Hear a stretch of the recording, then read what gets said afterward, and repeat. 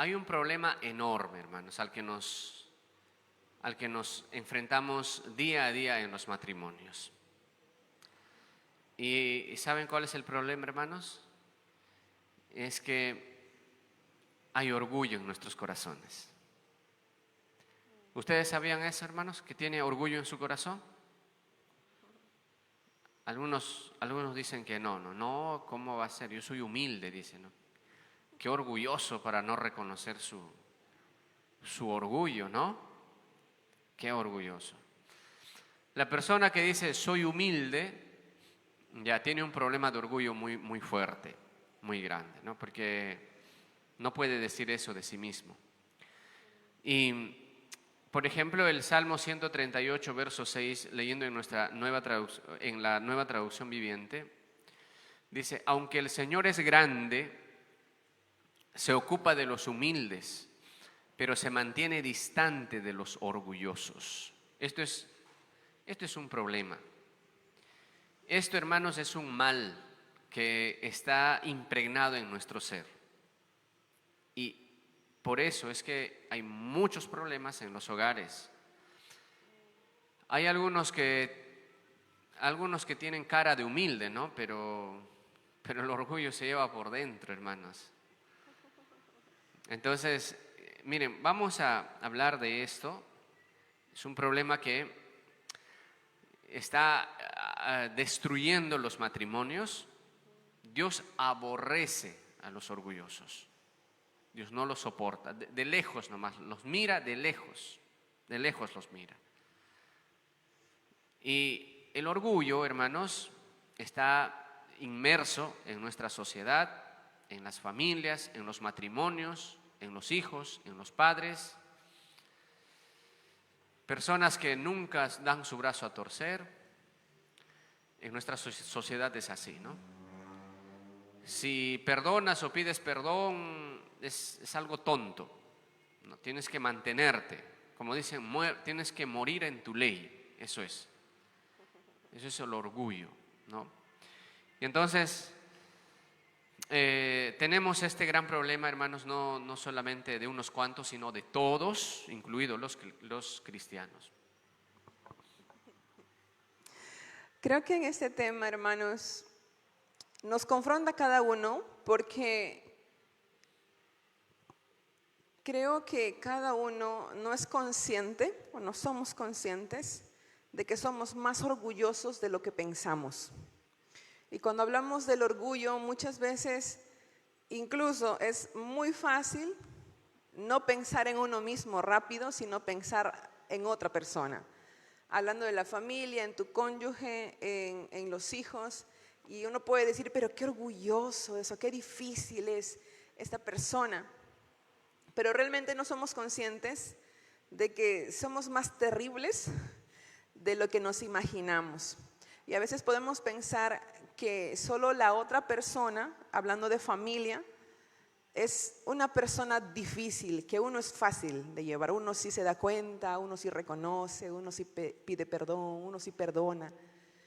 Pero cuando miramos a las Escrituras, y por ahí es por donde debemos comenzar y queremos comenzar, que es un problema que tiene todo ser humano.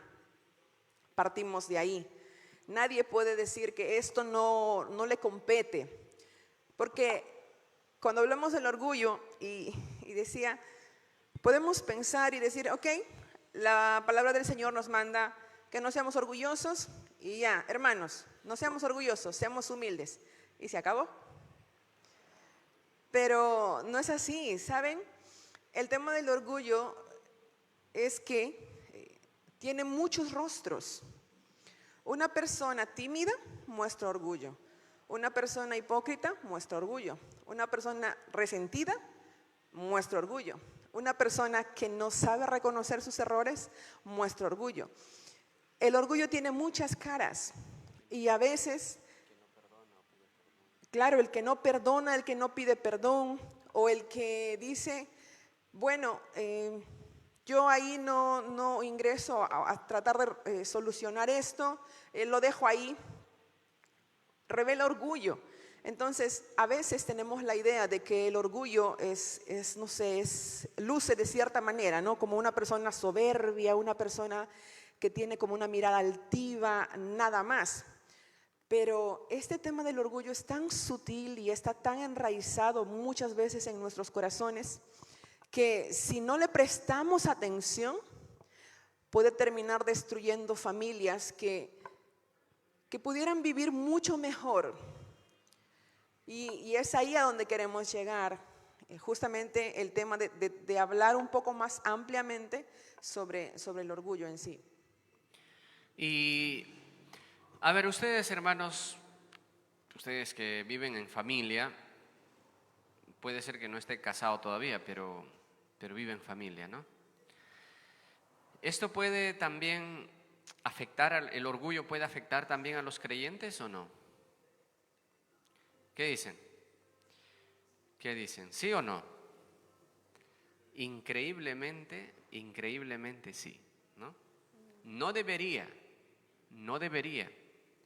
pero sí afecta a los llamados creyentes. De manera que no es sorprendente que haya personas que se consideran muy creyentes y que a la vez sean muy soberbios, muy orgullosos. Por ejemplo, leemos lo que el profeta Oseas escribía, ¿no? Anunciando el juicio contra Israel.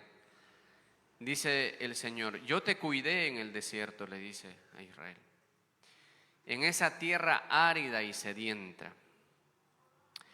Pero una vez que comiste y quedaste satisfecho, te volviste orgulloso y te olvidaste de mí.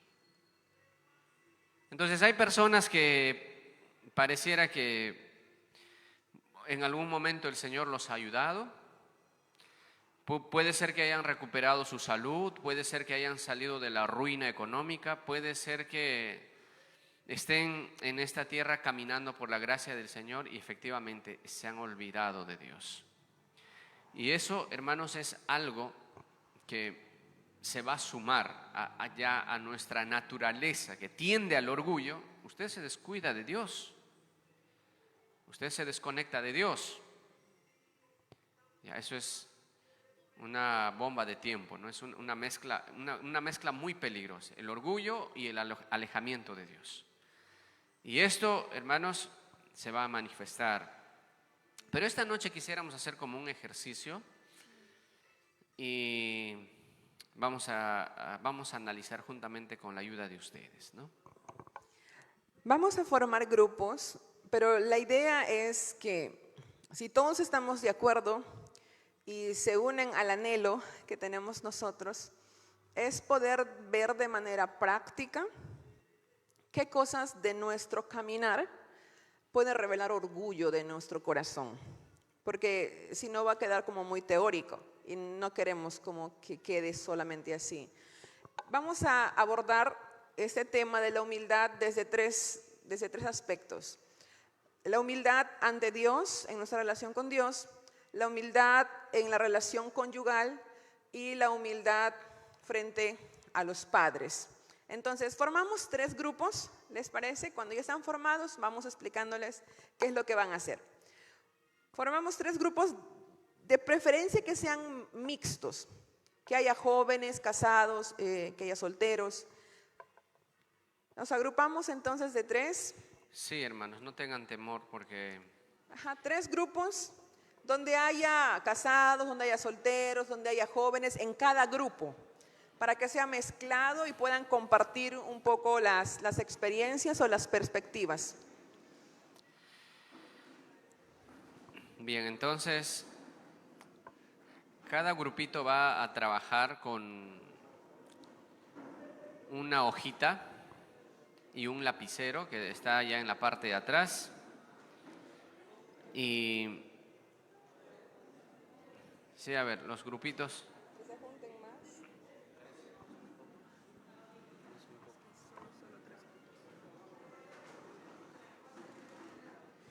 Hermanos, solo 3 grupos, de preferencia, aquí están ya 2 formados, acá hay bastantes jóvenes, entonces vamos poniéndonos acá casados de repente. Ya, por favor, sí, Ajá. donde hayan, Solo 3 grupos, ajá, hay 4. Uno de los grupos tiene que unirse al otro. sí, sí. Allá el grupo donde está nuestro hermano Leo, están puros jovencitos. Ahí, por favor, alguien, hermanos que peinan canas, pueden acercarse por ahí, por favor. Ok. Ok. Hermanos, de repente, sí, de repente algunos hermanos, aquí están algunos, sí, ya, excelente. Del grupo de Leo, la mitad para este grupo y la mitad para el grupo de allá tal vez, para que puedan, aquí hay solamente una pareja casada, 2, acá hay más casados. A ver, ese grupo que se fusione con el otro grupo, por favor, y ya. Está bien. Ok, ya está. Ya está, ya se mezclaron. Muy bien. Muy bien. Ahora sí, por favor, una hojita y un lapicero. Allá atrás hay hojitas y lapiceros. Ahí en el buzón de la oración, ahí están las hojitas y un lapicerito. Sí, tal vez, chicos, tal vez 3 jóvenes de acá pueden unirse al equipo de allá, el equipo 2. 3 jóvenes de 3 aquí. jóvenes voluntarios que quieran ir Porque están solo unos cuantos para un poco fortalecer. Ya, muy bien. ¿Sí? Muy bien. Ok, sí, al grupo de allá. El de adelante es el grupo 1, el grupo de atrás es el grupo 2 y este sería el grupo 3. Muy bien. Ok, el grupo número 1, ¿qué es lo que van a hacer? Van a escribir en una hojita y esa hojita nos la van a entregar. No va a salir nadie a exponer, solo nos la van a entregar. Entonces van a escribir alrededor de 10, si es posible, alrededor de 10 muestras de falta de humildad frente a Dios. Actitudes que muestran falta de humildad ante Dios. Ajá, el grupo número 1. Van a escribir en una hoja. Tal vez elijan a alguien que pueda tener una letra bastante legible para poder leerlo acá a medida que vamos desarrollando el tema. El grupo número 2, el grupo del hermano Guillermo, van a hacer alrededor de 10 ejemplos de actitudes que muestran falta de humildad en la relación de cónyuges, en la relación de esposos. ¿Sí? Ok, el grupo número 3 va a ver alrededor de 10 ejemplos de falta de humildad en la relación con los padres, frente a los padres. ¿Qué actitudes pueden mostrar los hijos que revelan falta de humildad? Actitudes, 10 ejemplos de actitudes que revelan una falta de humildad, es decir, que revelan orgullo ante los padres. 10 actitudes, 10 ejemplos de la falta de humildad con el cónyuge, el grupo número 2. Y el primer grupo, la falta de humildad ante Dios. Muy bien, tenemos solamente 5 minutos, ¿sí? 5 minutos. Y bueno, por favor traten de abordar, traten de pensar en todos los aspectos respecto a lo que se les ha indicado, ¿no?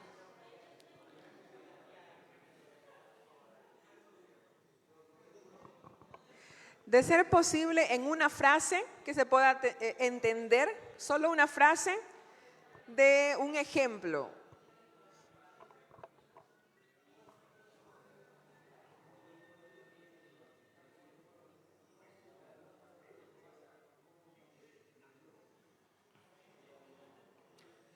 Ya, a ver, vayan anotando las ideas que surjan. Solo tenemos, ya queda 4 minutos. Es rápido, hermanos. Así no tienen que resolver un problema matemático, sino así lo que venga a la mente, ¿no? 10 actitudes que demuestran una falta de humildad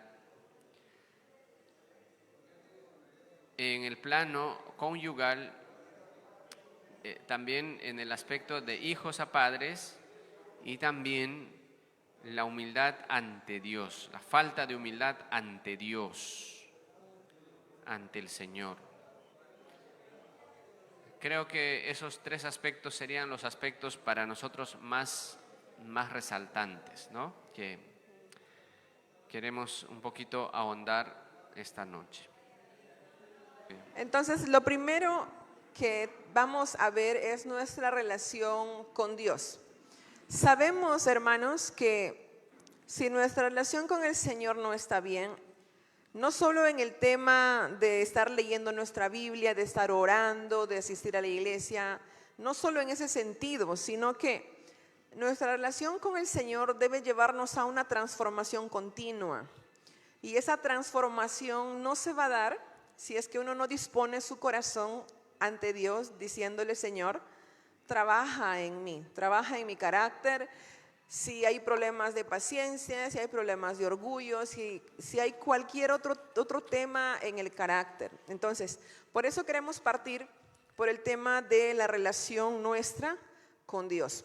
Si ahí se está avanzando, todo lo demás va a ir tomando forma en nuestras familias. Vamos a leer entonces lo que ha escrito el grupo número 1 en este aspecto de acciones, actitudes que revelan orgullo en el corazón del cristiano.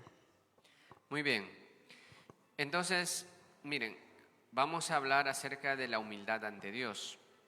¿Y qué ha puesto el grupo número 1? Por ejemplo, autosuficiencia. Autosuficiencia.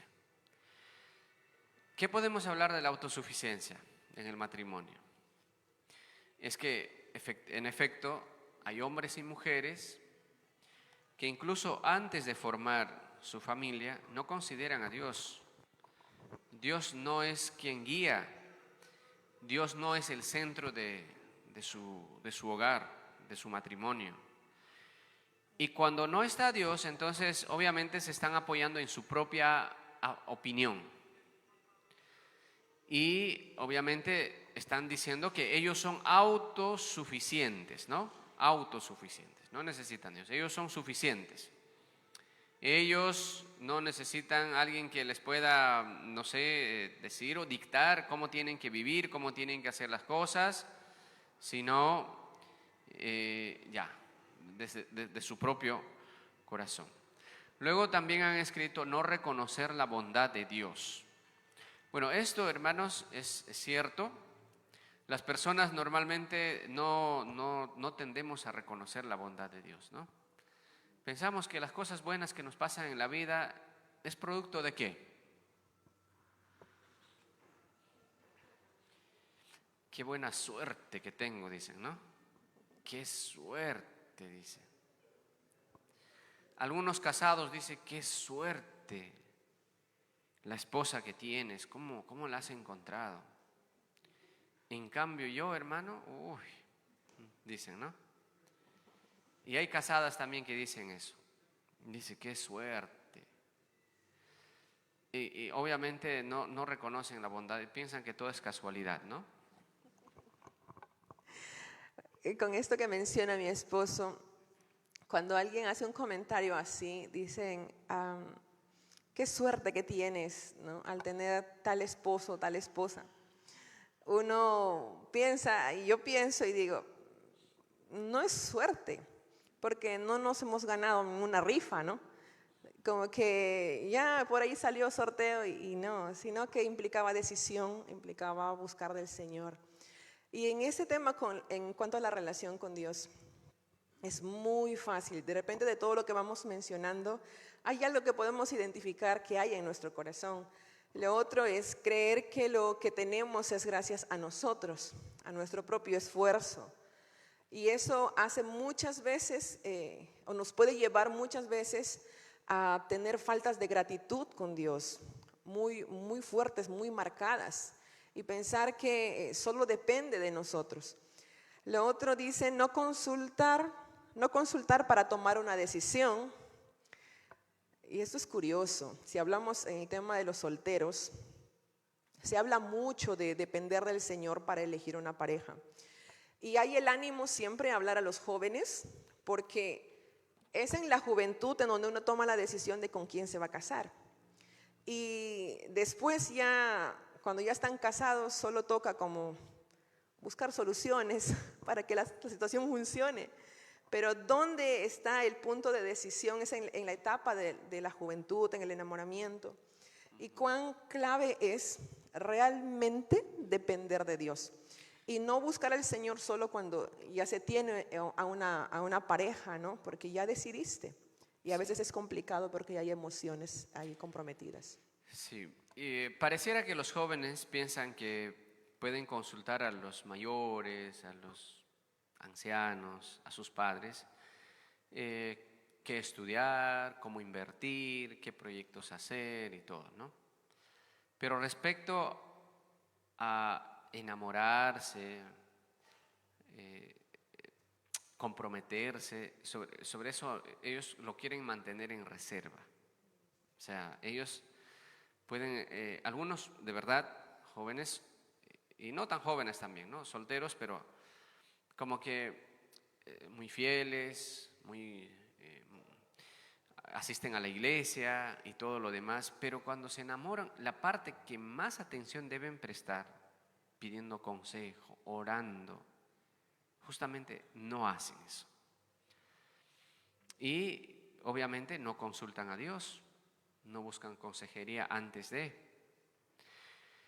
Y obviamente también hay matrimonios, hay esposos, hay esposas que piensan que quizá si hay problemas en el matrimonio es cuestión del azar. No son humildes como para buscar orientación, no lo son, no lo son. Generalmente los varones, ¿no? Son terribles, somos terribles los varones, hermanos. Terribles, no son de, me incluyo, no somos de buscar ayuda. Claro, porque quizás su sentido varonil dice, yo no voy a estar pidiendo cosas, yo sé lo que hago, dicen varones, ¿no? Yo sé lo que hago. Dicen, había un esposo que decía, ¿qué charla para matrimonios ni nada? Yo iría y lo enseñaría a al que va a hablar, decía, ¿no? Entonces, hay como que esa actitud. Porque nosotros, por ejemplo, tenemos nuestras noches de familia y pues uno dice, pues un interés, ¿a quién no le interesa que su familia esté bien? Pero cuando no muestran interés, cuando hay ausencia, ¿qué dicen? ¿Qué están diciendo? Que son autosuficientes, que no necesitan consultar a Dios, que no necesitan el consejo de Dios. Tanto hombre y mujer a veces, ¿no? Pero mayormente el hombre. Luego falta de obediencia, obviamente, eso es orgullo. Falta de disposición para orar, también, ¿no? Y bueno, vamos a ir terminando la lista. Han escrito también el dejar de lado el consejo de Dios y seguir nuestro propio consejo. Pareciera que antes de enamorarse, eso es curioso, pareciera que antes de enamorarse, antes de tomar decisiones tan personales como el hecho de con quién me voy a casar, en el caso de los jóvenes, hasta ahí hay una idea de sí, que yo voy a seguir al Señor, que yo voy a servir, que yo voy a hacer. Pero cuando ya empiezan como a sentir algo, es como, bueno, el yugo desigual, pero sí me deja venir a la iglesia, pero sí me anima a leer la Biblia, no es cristiana, no es cristiano, pero no me pone trabas para asistir a la iglesia. Y es como que vamos como negociando, ¿no? Como viendo hasta qué punto puedo cumplir ciertas cosas de la Biblia o no. O cuando hay una pareja que ya se va a casar, dicen, sí, yo he entendido de que yo debo sujetarme a mi esposo. Y el muchacho dice, sí, yo sé que debo liderar mi hogar, así como Cristo es mi cabeza, voy a ser cabeza de la que va a ser mi esposa. Y hasta ahí bonito. Pero algo pasa en el matrimonio. Se va desarrollando. Y el sentido de sujeción ya no es tan fuerte a veces en el matrimonio, en el caso de las esposas. Y dicen, sí, bueno, sujetarme, sí, pero es que no saben cómo es mi esposo, ¿no? Y ahí comienza como, esta partecita sí puedo cumplir, esta otra partecita no. Y el esposo puede ir perdiendo la idea que hubo tal vez en un principio de que iba a liderar a su esposa, iba a cubrir las necesidades de ser, al ser proveedor, no solo en el sentido económico, sino en el sentido también emocional, atender las necesidades emocionales de la esposa, ser atento con ella, y eso se va perdiendo. Entonces es interesante cómo uno puede ir como en el camino perdiendo el sentido de obediencia a Dios y como que vamos negociando hasta qué punto voy obedeciendo y qué partes como que lo dejo ahí en un cuartito encerradito de mi corazón, ¿no?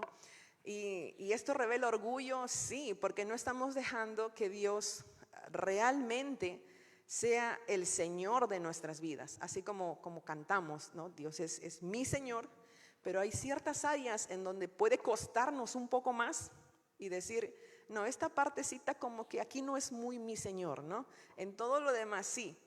Y eso revela orgullo en nuestro corazón, sí, revela que queremos hacer las cosas a nuestro modo y no al modo de Dios. Y bueno, las dos últimas cosas que pusieron es no leer ni estudiar la Biblia y no congregarse, ¿no? ¿Qué dirían ustedes? Si hay una familia que se considera creyente, pero no están muy preocupados en congregar,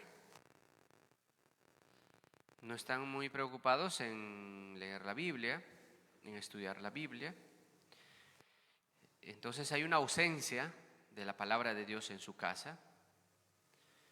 Hay padres que no hacen un devocional con sus hijos hace mucho tiempo. Otros nunca lo han hecho. Otros, a pesar de que están escuchando esto, ni lo harán. Eso es increíble, ¿no? Pero qué importante es que papá sea humilde ante Dios, y diga, a ver, vengan, vamos a orar. Abra la Biblia, por eso el papá tiene que saber la Biblia, ¿no? Por eso encontramos en Deuteronomio, dice que estas cosas que yo te mando hoy, dice, las repetirás a tus hijos, ¿no? En el campo, al acostarte, al levantarte, en todo lugar, en todo lugar. Incluso más adelante va a decir que tienes que poner ahí en los dinteles, en las columnas de tu casa, y tienen que estar ahí la palabra de Dios, ¿no?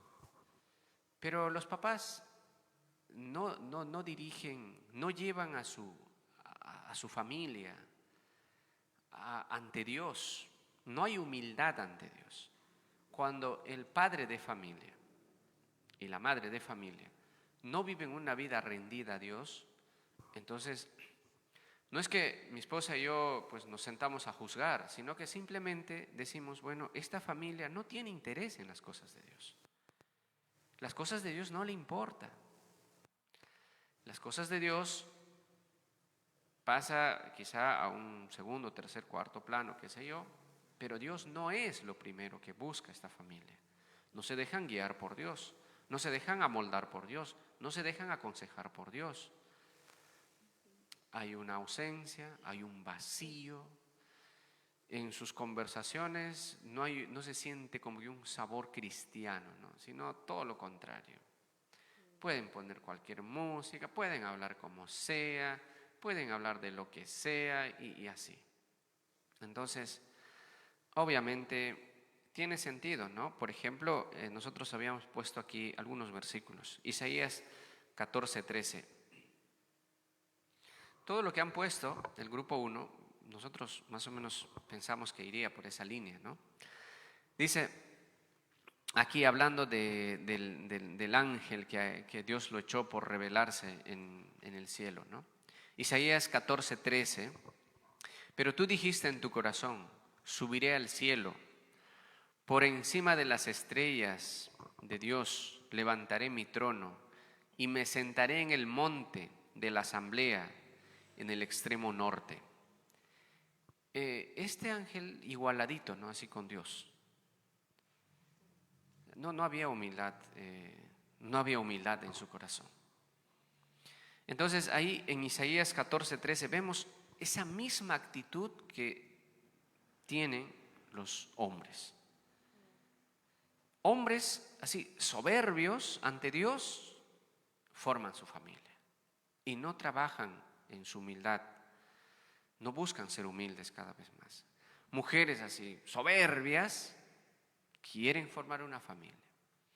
Pero hermanos, el veneno como que lo llevamos por dentro cuando no estamos sometidos a Dios.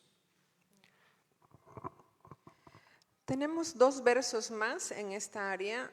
En Salmo 10:4 nos dice, el malo por la altivez de su rostro no busca a Dios. No hay Dios en ninguno de sus pensamientos. Revela orgullo, sí. De hecho, muchas personas pueden decir, yo creo en Dios, pero ¿qué te garantiza que realmente crees en el Dios de la Biblia y no que has fabricado tu propio Dios? Porque la tendencia es a decir, sí, Dios me entiende, Dios sabe, Dios conoce, pero puede que estemos hasta adorando a un Dios que no es el Dios de la Biblia, porque no lo conocemos, porque no pasamos tiempo en su palabra, no lo conocemos realmente. Proverbios 8:13 dice, el temor del Señor es aborrecer el mal. El orgullo, la arrogancia, el mal camino y la boca perversa, yo aborrezco. Podemos decir, sí, yo estoy bien en todas las áreas, pero en este tema del orgullo, eso es un tema para los demás, no es para mí. Eso revela orgullo en nuestro corazón. Y cuán importante es, con todo lo que estábamos hablando y todos los ejemplos que se han mencionado, realmente evaluar en qué punto está nuestro corazón. Porque si eso no está bien, nuestra relación con el Señor, y hay algún punto en ello que no está como fuerte, por ejemplo, el tema de nuestra lectura bíblica, porque eso revela dependencia frente a Dios, el tema de nuestra oración, el tema del servicio en la iglesia, tal vez, o el tema de congregar, lo vemos como algo muy, muy superficial, o hacerlo incluso con el corazón incorrecto. Entonces, todo eso, la idea es que sea lo más importante. Primero, cuidar nuestra relación con el Señor. Porque lo otro que vamos a ver ahora en cuanto a la humildad con el cónyuge, va a ser, esa relación va a revelar nuestra real condición en nuestra relación con Dios. Eso es lo que va a pasar. Así es. Es inevitable, como que eres orgulloso con Dios y esto va a reflejarse inevitablemente en tu matrimonio. Eso es inevitable. Es así. No puedes decir, bueno, yo no dependo de Dios. Bueno, sí, pues no estoy muy rendido a Dios, pero va bien el matrimonio. No va a funcionar así. Entonces, si repasamos lo que escribieron nuestros hermanos en cuanto a actitudes que muestran falta de humildad entre los cónyuges, dice, por ejemplo, la falta de perdón. La falta de perdón. Y la vez pasada hablamos acerca de perdonar, ¿no? La Biblia no nos manda tanto, no nos dice tanto pide perdón, sino más nos dice perdona, ¿no? Más va en ese sentido. Y efectivamente habíamos dicho también que nosotros perdonamos más veces de lo que nos piden perdón, ¿no? Porque la otra parte puede darse cuenta, pues, de 10 ofensas, 2 veces se dio cuenta que nos ofendió, pero las otras 8 veces puede ser que nunca nos pida perdón y nosotros podríamos morirnos esperando que nos pida perdón por cada ofensa, ¿no? Entonces no va a ser así, ¿no? La falta de perdón, hermanos, ¿cuántos matrimonios se destruyen por la falta de perdón? Ella dice, yo no lo voy a perdonar. O a veces lo perdona de boca para afuera, ¿no? ¿Han visto casos así que perdonan de boca para afuera? Sí, te perdono, dicen. Sí, te perdono, y sonríen, ¿no? y luego ya no te quieren hablar, ¿no? Ya no te quieren hablar. Sí te perdono, dice, pero sigue molesto. Entonces, el perdón, hermanos, o la falta de perdón es una de las cosas, una de las principales cosas que destruyen el matrimonio. A eso está ligado el resentimiento, es orgullo, porque la persona que no perdona dice, ¿yo por qué le voy a perdonar? Me ha ofendido.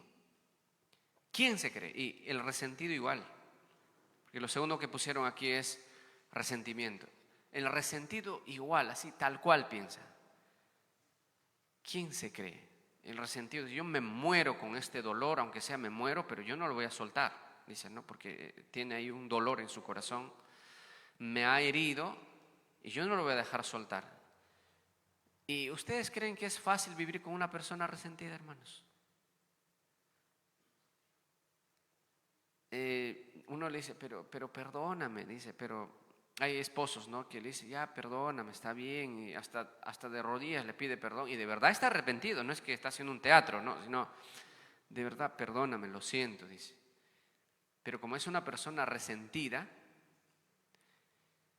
está ahí, su orgullo, dice, yo no voy a soltar esto, yo no lo voy a soltar, es un orgulloso, yo no lo voy a soltar, va a estar ahí conmigo, en cualquier momento me las va a pagar, le tengo que devolver. Por eso dicen, ¿no?, que la venganza es un plato que se come frío. Yo no entiendo la verdad esa frase muy bien, pero la idea es como que se disfruta, dice, ¿no? Como que se disfruta. Y hay personas así, son esposos, están casados, duermen juntos, pero dicen, esto así nomás no va a pasar. O sea, a mí me ha herido y así nomás esto no va a pasar. Y así están, ¿no? O están como que me la debes. Esta me la voy a cobrar, ¿no? Hasta incluso con sarcasmo o con las bromas malintencionadas, esas bromas media venenosas, ¿no? Esas bromitas que en la psicología se conoce como pasivo-agresivas, ¿no? Con frases que pueden ser muy hirientes. Acá hay cosas que mencionaron que están relacionadas a esto de la falta de perdón y el resentimiento. Una persona que no perdona y una persona que está resentida, que es orgullo en sí, va a mostrar algunas de estas cosas. Por ejemplo, mencionaron humillación.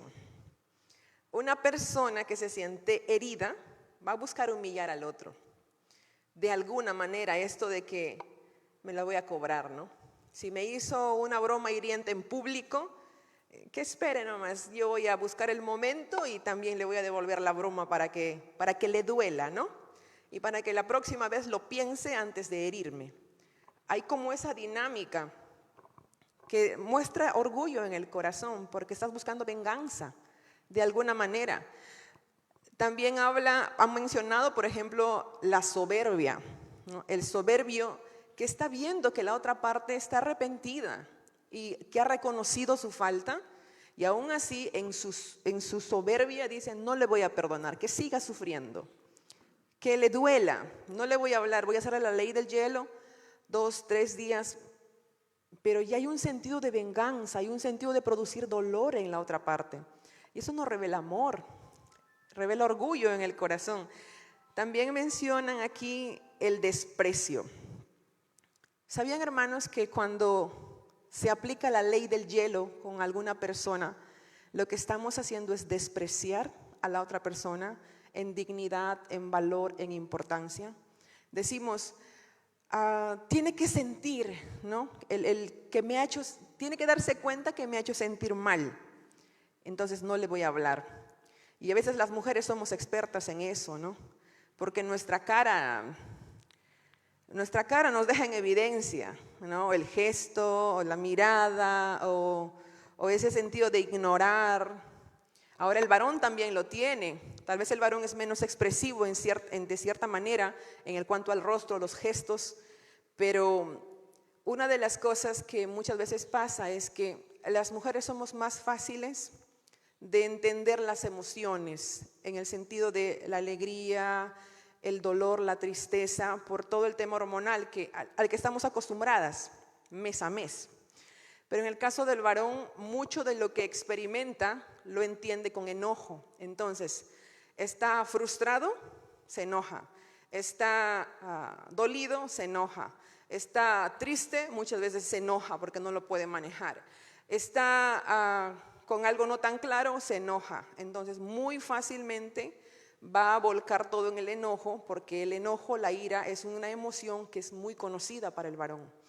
Porque muchas veces no le han enseñado, el varón no ha aprendido a gestionar sus emociones, a aprender que no está mal estar triste, que no está mal estar frustrado, que no es débil por llorar, pero hay mucha influencia a veces de la cultura o del hogar o de la familia. Entonces, todas estas cosas que se mencionan en cuanto a la humillación, la soberbia, el desprecio, el criticar incluso, como que si te has dado cuenta de que hay algo que tienes que corregir, esa necesidad de también buscar el error en el otro. ¿Ustedes han visto eso?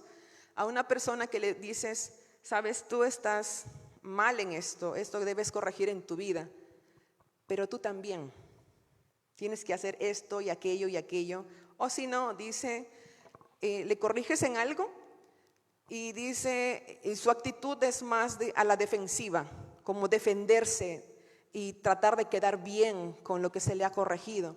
Entonces, si hay esto en la dinámica de los cónyuges que mencionaron ahora, pues tarde o temprano la relación va a ir a pique, porque no hay un corazón humilde como para recibir la corrección, ni tampoco hay un corazón humilde para decir, mi cónyuge está creciendo también y se equivocó, falló, y que mi cónyuge sepa que cuando se equivoca y se da cuenta de su error, voy a estar aquí para extenderle gracia, misericordia también. Entonces, cuán importante es todo esto que acaban de mencionar en cuanto a la lista.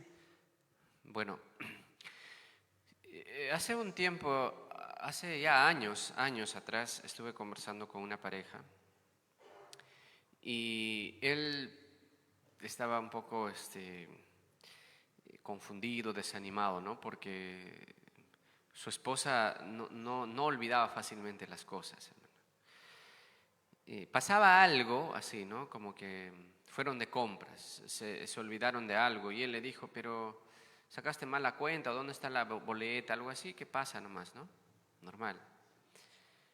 Pero así haya ya transcurrido una semana, ella tenía que demostrar que el que está equivocado es él, no ella.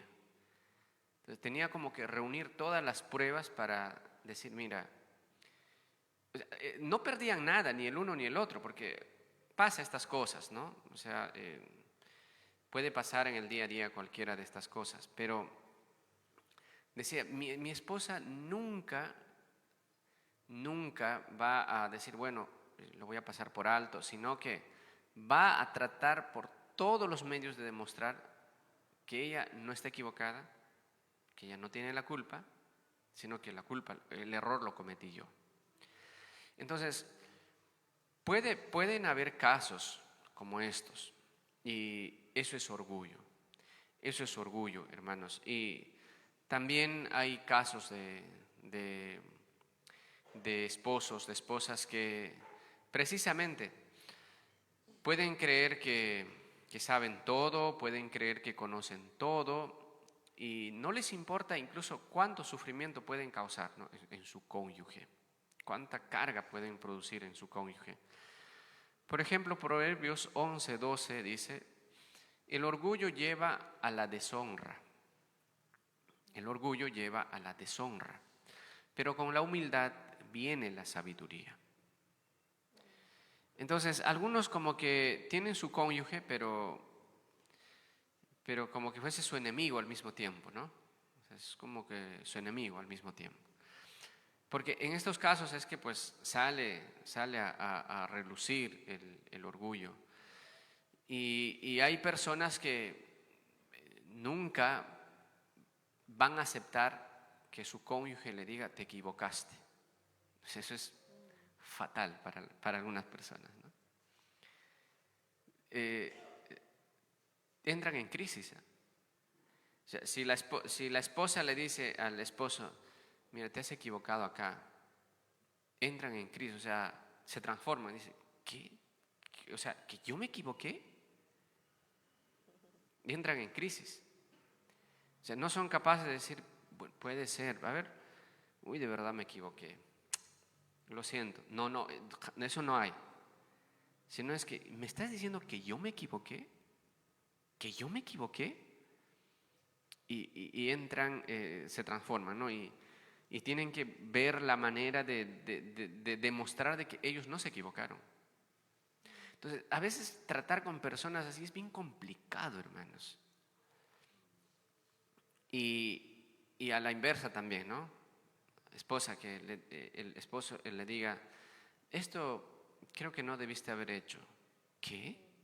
O sea, como que no puede haber una ofensa más grande para ella que el esposo le diga, en esto te has equivocado, no debiste haber hecho esto. No, o sea, se sienten tan ofendidas, tan heridas, tan lastimadas, hasta lloran. Pero simplemente estoy diciendo que te has equivocado acá, pero no.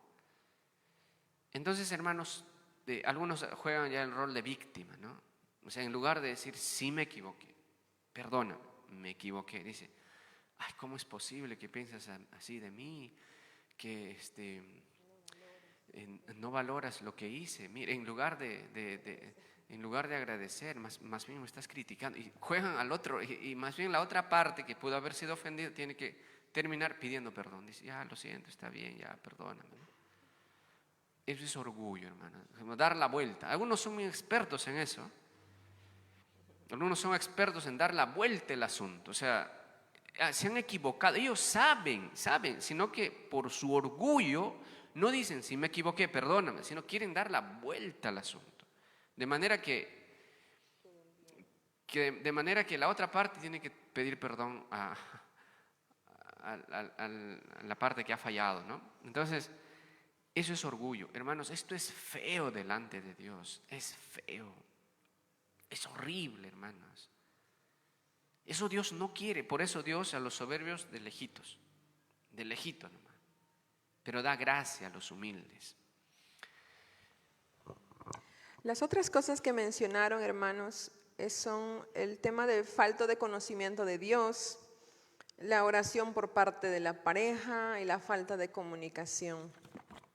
Cuando no hay esta dinámica sana de, ¿sabes? Al decir al esposo, ¿no? Tienes la libertad de decirme en lo que me estoy equivocando.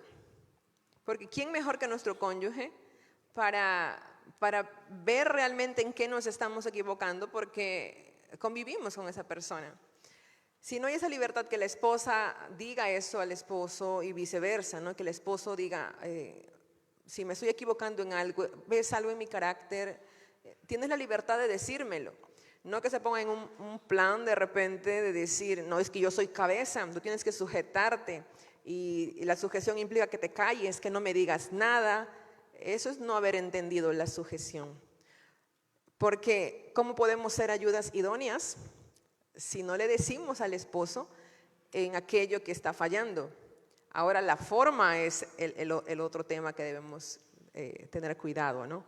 Entonces, en este aspecto de la humildad frente al cónyuge o en la relación conyugal, debemos tener en cuenta, hermanos, que podemos hablar incluso mucho más en cuanto a la relación de pareja, pero más allá de lo que se pueda mencionar, es importante saber si realmente estamos como pareja en esa dinámica de mantener un corazón humilde. Y si no estamos, pues pedirse perdón, ¿no? Y decir, sabes, te pido perdón porque no he dado ese espacio para que me corrijas o me ayudes a crecer. Y viceversa, y se va mejorando, ¿no? Sí. Colosenses 3:12 dice, dado que Dios los eligió para que sean un pueblo santo. Este versículo hay que marcarlo, ¿no? En nuestras Biblias. Todos debemos marcar este versículo. Bueno, si son de marcar, otros no son de marcar, ¿no? Pero esto es la Nueva Traducción Viviente. Dice, dado que Dios los eligió, dice Pablo escribiendo a los de Colosas, los eligió para que sean su pueblo santo y amado por Él. Hasta ahí todo bonito, ¿no? Dios los eligió para que sean su pueblo santo y amado por Él. Hasta ahí fácil de digerir, ¿no? Para todos. Luego dice, ustedes tienen que vestirse de tierna compasión, de bondad, humildad, gentileza y paciencia. Es un poquito más difícil de digerir, ¿no? Tienen que ser humildes, humilde con su cónyuge. Hay que aprender, hermano, no es fácil. ¿Para quién es fácil ser humilde con su cónyuge? Yo soy pastor, ustedes saben eso, ¿no, hermanos? A mí me cuesta ser humilde con mi esposa. Me cuesta, hermanos. Me cuesta. Quizás es la persona con la que más me cuesta ser humilde. No sé si a ustedes les pasa eso. Porque a veces uno puede como que ser humilde con personas afuera, ¿no? Decir, Señor, por favor, Señor, apóyeme en esto, mire, necesito esto, por favor. Pero a la esposa a veces no se le habla, ¿no? Entonces, para mí, digo, es que quizás es la persona, mi esposa, es con la que más me cuesta ser humilde. No sé, ojalá que a nadie le suceda eso, hermanos. Ojalá que a nadie le suceda eso. A nadie le pasa eso, ¿no, hermanos? Yeah. Porque pueden pensar, como mi esposa está casada con un pastor, qué humilde el pastor, ¿no? Tan linda persona el pastor, wow. No, hermanos, a mí, hermanos, me cuesta ser humilde con mi esposa. Me cuesta mucho. Entonces, por eso les pido sus oraciones. ¿Y hermanos? ¿Amén? Ya, ahora vamos a continuar lo último. Entonces, el grupo 3. El grupo 3, la humildad con los padres. Bueno, acá no vamos a demorar tanto, pero tenemos que mencionar algunas cosas. La humildad con los padres. O sea, orgullo, ¿no? Dice, falta de confianza, no contar a los padres. Claro. ¿Por qué mi papá va a saber? Dicen, ¿no? ¿Por qué mi papá va a saber esto? Y hay cosas que los padres sí tienen que saber. Tienen que saber.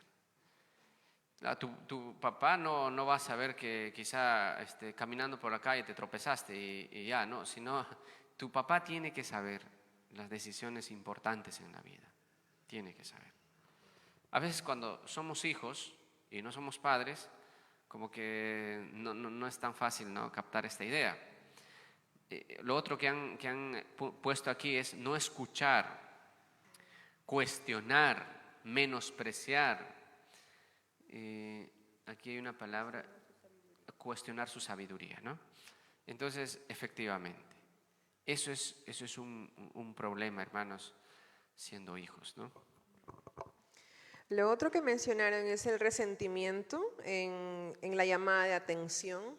Más o menos la dinámica que compartía mi esposo, ¿no?, hace un momento.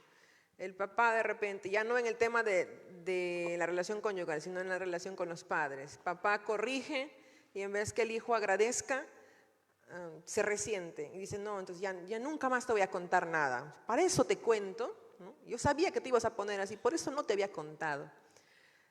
Cuán importante es honrar a los papás. Sean cristianos o no sean cristianos, tienen más años que tú. Y te conocen tus puntos débiles, tus puntos fuertes, desde pequeñito, desde pequeñita. Entonces, honrar a los padres en el sentido de tener atentos nuestros oídos, pues es importante.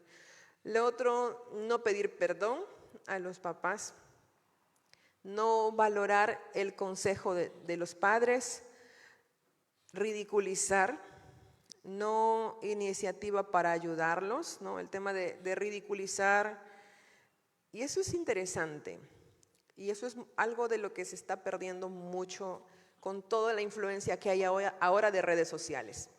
Para un hijo puede ser muy fácil o más fácil escuchar lo que dice un influencer que lo que dicen sus padres.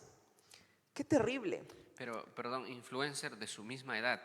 Y de su misma edad. Entonces, eso es aún más terrible, porque Ahora, a esto se puede mencionar que hay influencers buenos, que hay el esfuerzo y todo, sí, pero las redes sociales tienen una muy fuerte desventaja, que es que no se conocen ambas personas. Un influencer puede hablar desde su cultura, desde su contexto, desde su experiencia, desde su historia, pero nadie mejor que tus padres que te conocen, que saben qué es lo que has hecho el día anterior, saben qué te pasó el mes pasado, qué sucedió en tu vida. Pero el influencer da la información, puede ser de repente con todo el ánimo bíblico y todo, pero perder esa relación o perder ese tiempo que papá o mamá pueden invertir para sentarte y decirte, escúchanos. Cuán triste es eso, ¿no? Que los hijos no valoren el tiempo que papá o mamá invierten en aconsejarlos. Sí, hay hijos que nunca piden perdón a sus padres. Eso es triste, hermanos. Vivimos en una sociedad donde obedecer a los padres ya no está de moda. Ya no está de moda obedecer a los padres. Es extraño. Si tu papá te dice, hijo, apóyame en esto, es una opinión más. Los hijos creen que su papá está a su nivel. Es una opinión más. En nuestra sociedad es como que todavía es extraño que haya hijos que sean obedientes a su papá, que le diga, hijo, tú llegas aquí, depende de la edad, ¿no? Pero estoy haciendo un ejemplo, no es que es así, sino tú llegas a la casa a las 8 de la noche y listo. No, el hijo aparece a 11 de la noche, 12 de la noche. Ah, sí, papá, me demoré, jajaja, y no pasa nada, ¿no? O que el papá se siente frente al hijo y le diga, hijo, me preocupa tus calificaciones académicamente, tienes que esforzarte, lo vas a hacer. Y que el hijo diga, sí, papá, lo voy a hacer. No, es que no importa ahora. Los hijos, ahora es papá, ¿no? Hasta lo tutean a su papá y es que está igual, o sea, está al mismo nivel y ya. Vivimos en ese contexto, o sea, ahora ver a un hijo que hace caso a su papá, obedece a su papá, es quizá dentro de entornos cristianos un poco, pero en la sociedad es que no es. Los influencers, los jóvenes tienen acceso a cosas y para ellos es de más interés y de más importancia todo lo que encuentran en el internet que lo que su papá le va a decir, que lo que su papá va a aconsejar. Vivimos así en una situación terrible, pero miren lo que dice Proverbios 18:12. La arrogancia va delante de la destrucción. La arrogancia. Miren, hijos, hay que escuchar esto. La arrogancia va delante de la destrucción. No eres fácil de obedecer a tus padres. No eres fácil de ayudarlos, de tener ese sentido de servirlos. Ahora los papás tienen que pedir a sus hijos, hijo, por favor, ¿te puedes limpiar la casa, por favor? No puede darle una orden. Para mi vuelta quiero la casa limpia. No, así no. Si no es, por favor, ¿lo puedes hacer? Ya te voy a traer alguito de la calle, pero ¿lo puedes hacer? Así, ¿no? Por favor, hija, ¿puedes lavarme un par de medias, por favor, te pido? Vivimos en una sociedad así, hermanos. Y los jóvenes, entonces, ya por todo el bombardeo, los medios de comunicación, las redes sociales, nuestra cultura anticristiana, entonces no quieren obedecer a los padres. No escuchan ni sus consejos, ni nada. El papá, mamá es a veces la última persona en enterarse que el hijo hizo algo, que tomó una decisión. La arrogancia va delante de la destrucción. La humildad precede al honor. Eso es lo que la Biblia nos dice. Pero la sociedad en la que vivimos no dice eso.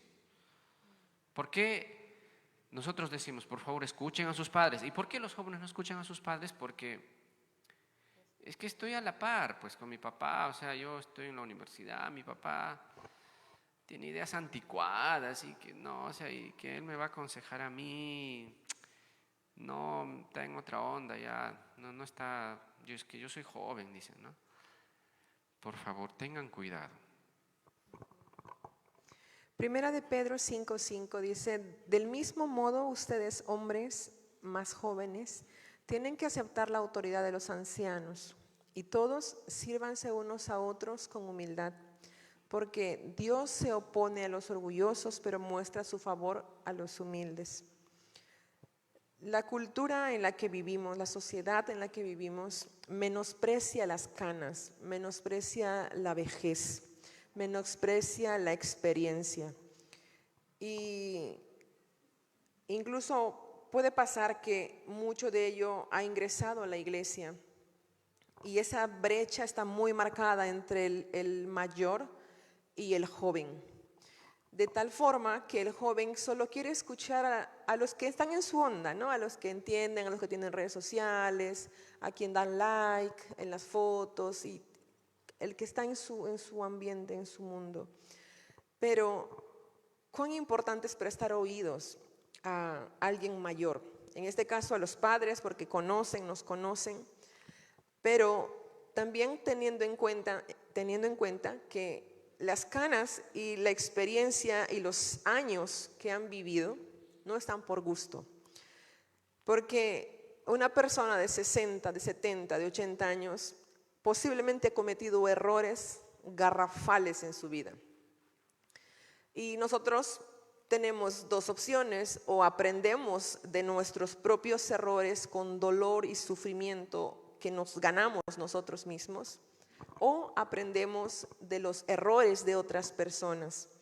Y por eso es importante escuchar a una persona mayor. Puedes decir muchas cosas tal vez de la persona, puede haber, no sé, algún tema que puedas observar, pero los años que se van ganando no son por gusto, no es en vano.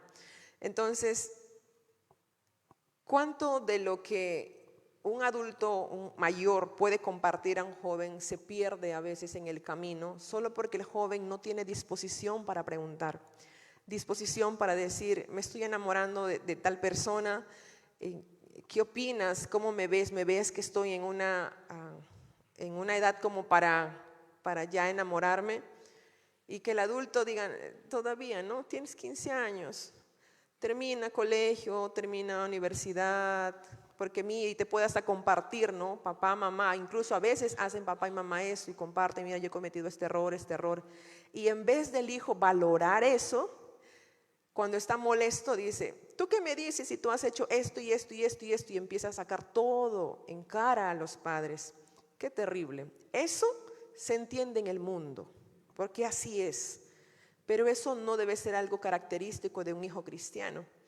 El llamado es a escuchar, el llamado es a mostrar humildad, justamente escuchando y teniendo la disposición de aprender.